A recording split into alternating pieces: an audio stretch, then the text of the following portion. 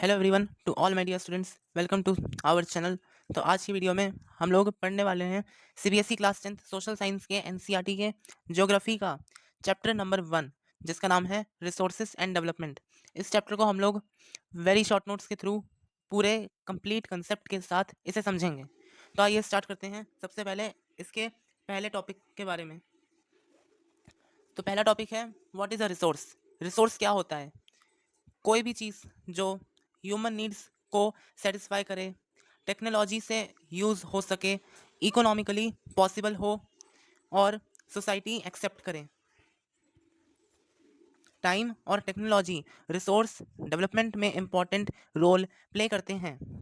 ठीक है, अब आगे बढ़ते हैं और आ जाते हैं अपने दूसरे टॉपिक पे, टाइप्स ऑफ रिसोर्सेज। रिसोर्सेज के टाइप्स कौन कौन से हैं? पहला है ओरिजिन के बेसिस पर, जैसे कि बायोटिक लिविंग चीज़ों से, जैसे कि प्लांट्स एनिमल्स, और एबायोटिक मतलब नॉन लिविंग चीज़ों से, जैसे कि मिनरल्स वाटर।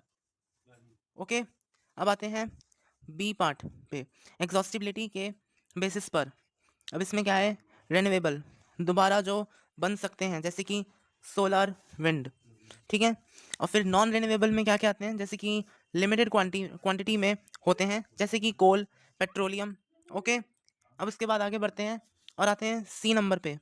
सी पे क्या है? ओनरशिप के बेसिस पर, जैसे कि इंडिविजुअल, कम्युनिटी, नेशनल और इंटरनेशनल। ओके, अब आगे बढ़ते हैं और डी पार्ट पे आते हैं। डी पार्ट क्या है? डेवलपमेंट के स्टेटस के बेसिस पर। अब इसमें क्या क्या है? पोटेंशियल हो गया, डेवलप्ड हो गए, स्टॉक हो गए और रिजर्व्स हो गए। अब आगे बढ़ते हैं और आते हैं थर्ड टॉपिक पे, रिसोर्स प्लानिंग। अब इसकी ज़रूरत क्यों है? क्योंकि रिसोर्सेज हर जगह इक्वल डिस्ट्रीब्यूट नहीं हैं। ओवर यूज से रिसोर्सेज ख़त्म हो सकते हैं। फ्यूचर जनरेशन के लिए बचाना ज़रूरी है। ओके, अब इसके क्या क्या स्टेप्स हैं? पहला है रिसोर्सेज की आइडेंटिफिकेशन और सर्वे करना, प्लानिंग स्ट्रक्चर बनाना, नेशनल डेवलपमेंट प्लान्स के साथ मैच करना। ओके, अब आगे बढ़ते हैं और आते हैं अपने फोर्थ टॉपिक, सस्टेनेबल डेवलपमेंट पे। ऐसा डेवलपमेंट जो प्रेजेंट की नीड्स को पूरा करे बिना फ्यूचर जनरेशन को नुकसान पहुंचाए। ओवर यूज से, जैसे कि global warming, environmental problems, land degradation. ठीक, अब आगे बढ़ते हैं और फिफ्थ टॉपिक पे आते हैं, लैंड रिसोर्सेज पे। लैंड यूज़ कैटेगरीज में क्या क्या है? फॉरेस्ट्स हो गए, nets on area, fellow land, pastors हो गए और बैरन लैंड हो गए। ठीक है, अब आगे बढ़ते हैं और सिक्स्थ टॉपिक पे आते हैं, लैंड डिग्रेडेशन कॉजेज़ पे। क्या क्या है इसके causes? Deforestation, over grazing, mining, over irrigation, industrial waste. अब इसे कंट्रोल कैसे करें? कंट्रोल करने का तरीका है afforestation, controlled grazing, proper irrigation करना और शेल्टर बेल्ट्स लगाना। ओके, अब आते हैं सेवेंथ टॉपिक पे, soil as a resource. Soil formation के फैक्टर्स कौन कौन से हैं? Relief, parent rock, climate, vegetation, time. ठीक है, अब आगे बढ़ते हैं और एट्थ टॉपिक पे आते हैं, types of soil in India. कौन कौन से टाइप है इसके? पहला है एलुवियल सॉइल, सबसे फर्टाइल, जो कि नॉर्दर्न प्लेन्स में होते हैं, पाए जाते हैं। दूसरा है ब्लैक सॉइल, कॉटन सॉइल जिसे कहा जाता है, जो कि ये बहुत ज़्यादा डेक्कन प्लेट्यू में पाए जाते हैं।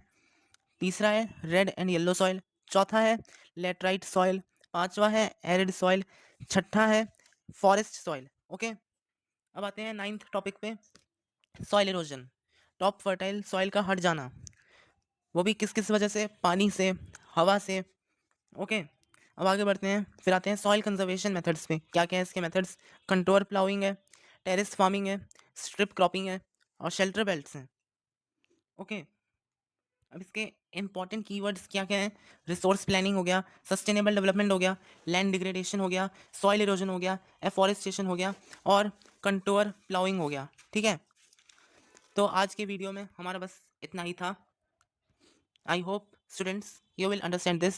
If you have any doubt, please comment, and if you like this video, please like, share and subscribe. Thank you.